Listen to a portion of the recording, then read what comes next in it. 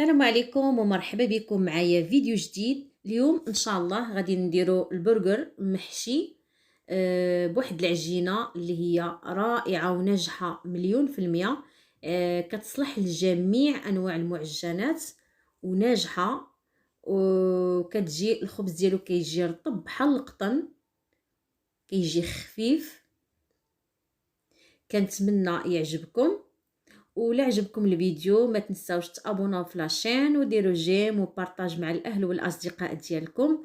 اكيد الى عجبكم الفيديو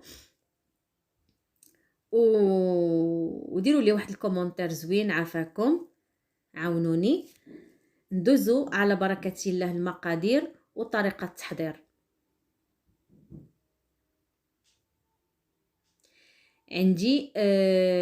عندي 500 غرام ديال الدقيق، ما يعادل واحد الخمسة ديال الكيسان ديال العنبه ما عامرينش بزاف. نقدر ما نحتاجوش كاع 5 ديال الكيسان، على حسب الدقيق كيشرب ولا لا. عندي معلقه كبيره ديال الزبده، واحد 2 معالق كبار ديال الزيت، ولا ما بغيناش نستعملوا الزبده نديروا نص كاس ديال الزيت ديال العنبه، 2 كيسان ديال الحليب، معلقه كبيره ديال الخل، بيضه كامله، واحد المعلقه كبيره ديال السكر، ومعلقه كبيره ديال خميره ديال الخبز، ومعلقه صغيره ديال الملحه، ومعلقه صغيره ديال البيكين باودر ديال خميره ديال الحلوى. خديت واحد الوعاء فاش غادي نخدم، درت فيه الحليب، الخميره والسكر، داك المعلقه ديال الخل، معلقه كبيره،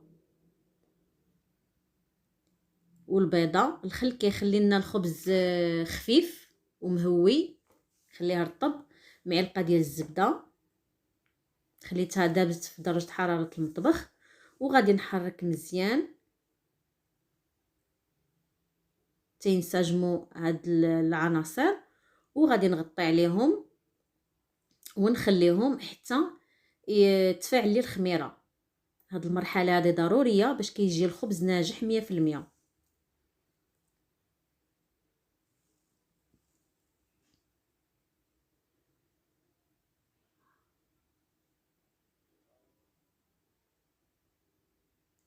خليته بواحد 10 ديال الدقائق ولا حتى تفاعلت الخميره.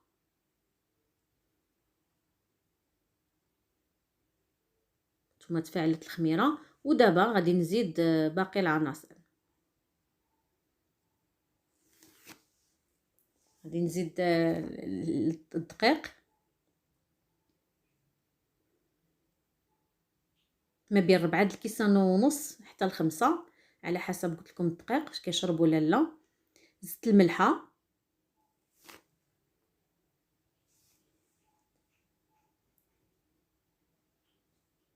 خميره ديال الحلوى،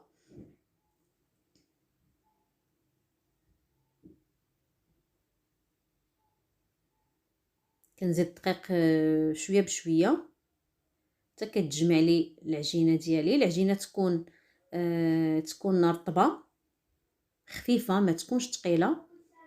دابا غادي نحيد هذا ونستعمل اليد ديالي باش نجمع العجينه.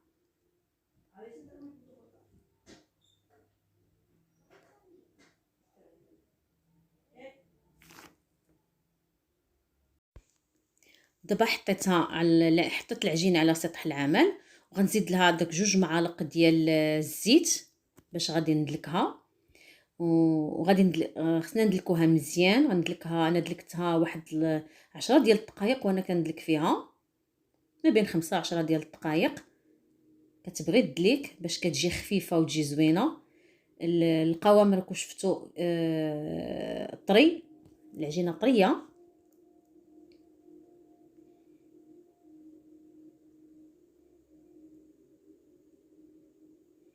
هنا من بعد ما دلكتها، شوفوا دلكتها مزيان، غادي نردها لهاد المول اللي عجنت فيه، دهنته بالزيت، وغادي نغطي عليها ونخليها حتى يتضاعف الحجم ديالها، تخمر مزيان.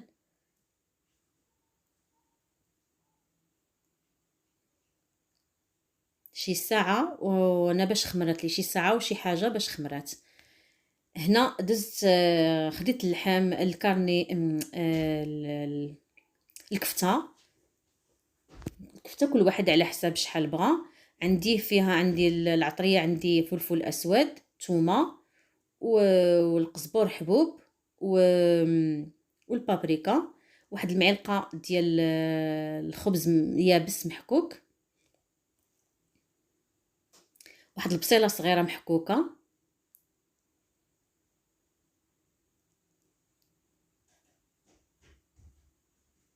تطلع واحد المعلقه ديال الزيت،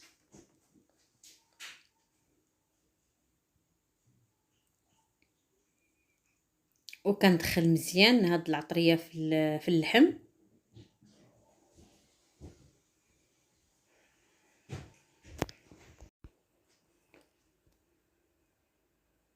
هنايا ما درتش الملحه، عاد زدتها، نسيتها. ملحه على حسب الذوق.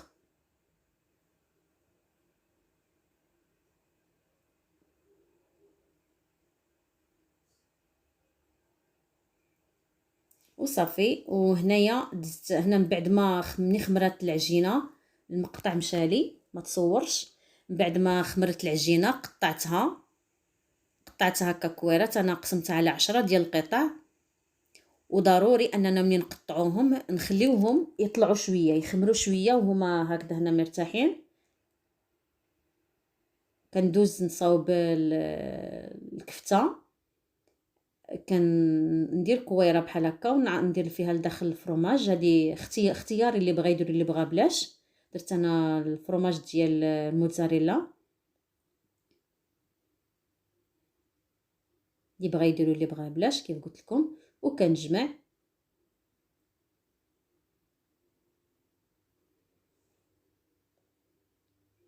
وكنضغط عليهم، نعطيهم شكل دائري. واللي عنده داك المول باش يصاوب يديرهم. انا غير عكزت عليه هكذا، ماشي مشكل، كيجيو زوينين. وكنستمر حتى كنكملهم كاملين. خديت المقله هنايا، هاد الشويه هادي خليتها سخونه مزيان، سخنت مزيان. درت لها واحد شويه ديال الزيت، راه سخونه. وكنستف فيها الكويرات ديالي، الكريسات، ولا غنرش لهم شويه ديال الزيت على الوجه ديالهم، غير شويه، حيت انا الكفته ما عنديش فيها الشحمه. هنا راني ما كنضغطش بزاف، راني غير كنقادهم. انا ما خصناش نضغطوا على الكفته باش ما تطلقش داك الماء ديالها. وكنقلب. ملي نقلب على الوجه الاخر ما نخليوهاش طيب بزاف، حيت مازال غطيب في الفران. هذه ما بغاش تقلب، عرف مالها.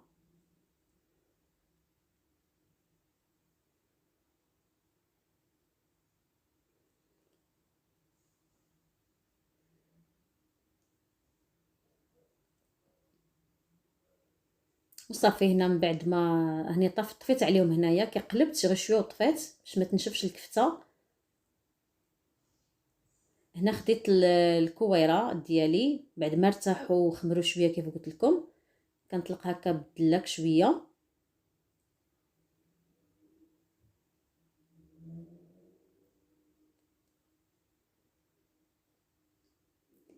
اللي كتعجبو شي صوص يديرها. انا غندير الكيتشوب والمايونيز.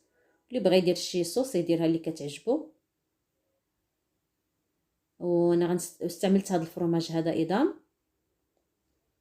كندير شويه ديال الكيتشوب، زدت طريف ديال الفرماج، وغنزيد طريف ديال الكفته،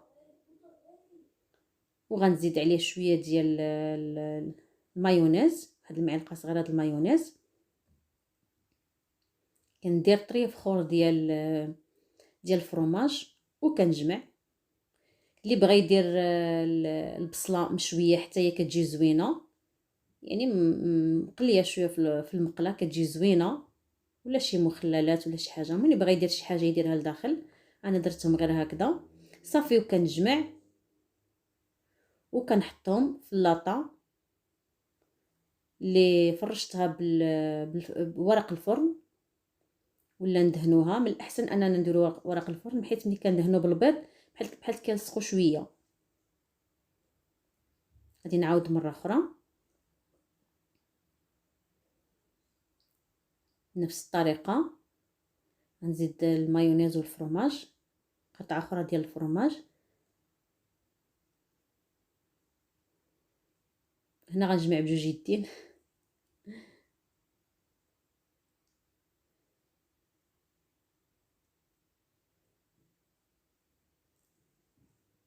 طريقه سهله ومعروفه صافي.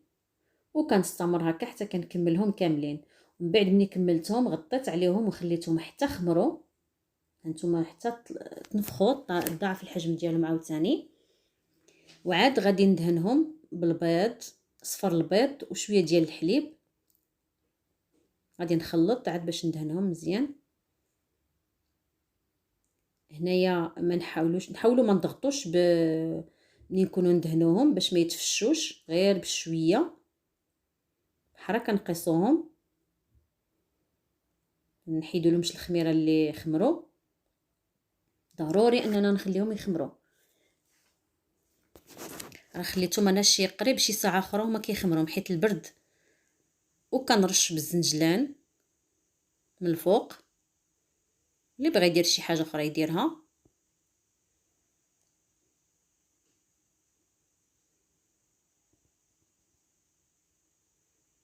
دهنوا له كاع الجوانب مزيان. وغنستمر هكا حتى نكملهم كاملين.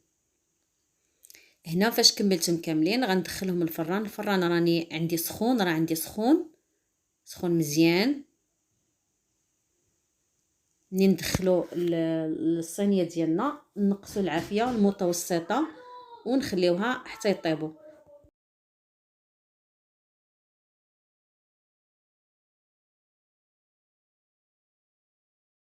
الزبده وكندهن لهم الوجه ديالهم وهما سخان. الزبده كتخليهم يبقاو رطبين وكيبقاو كيبريو كيعطيو داك المنظر زوين. نتوما شوفوا كيفاش جاو زوينين. هنا من بعد فاش حليتهم نتوما شوفوا في الوسط كيفاش كيجيو من الداخل. نتوما الخبز هكا جا رطاب، كيجي مفشفش زوين بزاف وناجح كيف قلت لكم 100%. نتوما شوفوا كيفاش كيجي، يجي محمر من الفوق ومن التحت. شو الخبز كيجي ما كيجيش مدقس، كيجي مفشفش وجاو لذاذ بزاف. ما نقولكمش كيفاش جاو.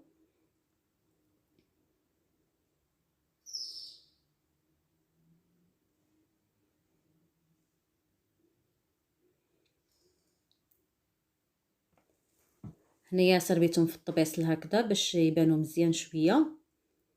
انتما شوفوا كيفاش كيجيو من الداخل. قلت لكم كيجيو رائعين. دوك الفرماج كيجي سايح ودايب. وما كتجي الكفته ما كتجيش ناشفه نهائيا لان ما طيبناهاش بزاف، ما خليتهاش تنشفات.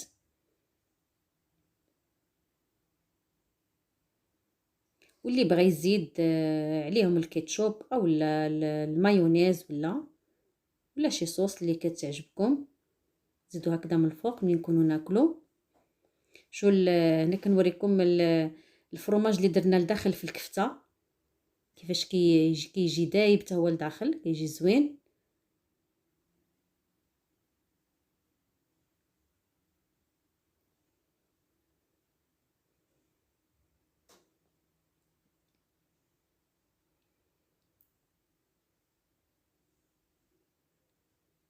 كنتمنى الوصفه ديال اليوم تكون نالت الاعجاب ديالكم.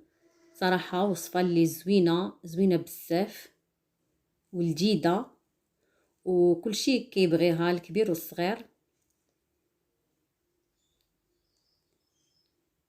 وتا لهنا غادي نقول لكم مع السلامه. الفيديو سلا غنقول لكم مع السلامه والى اللقاء. الى فيديو اخر ان شاء الله بحول الله ووصفه جديده.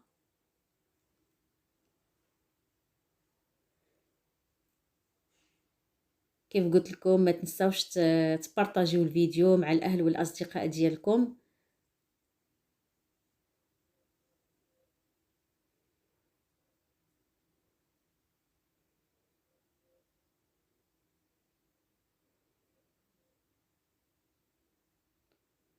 هنا راني كناكل كنوريكم كيفاش كيجيو من الداخل زعما. هنا هذه بلا ما قطعتها كناكلها غير هكذاك بلا ما قسمتها على زوج، صراحه كيجيو زوينين. يا الله مع السلامه والى اللقاء، الى فيديو اخر ان شاء الله بحول الله. دمتم في رعايه الله وحفظه، والى اللقاء، الى فرصه اخرى ان شاء الله بحول الله. يا الله مع السلامه والى اللقاء. شكرا لكم بزاف.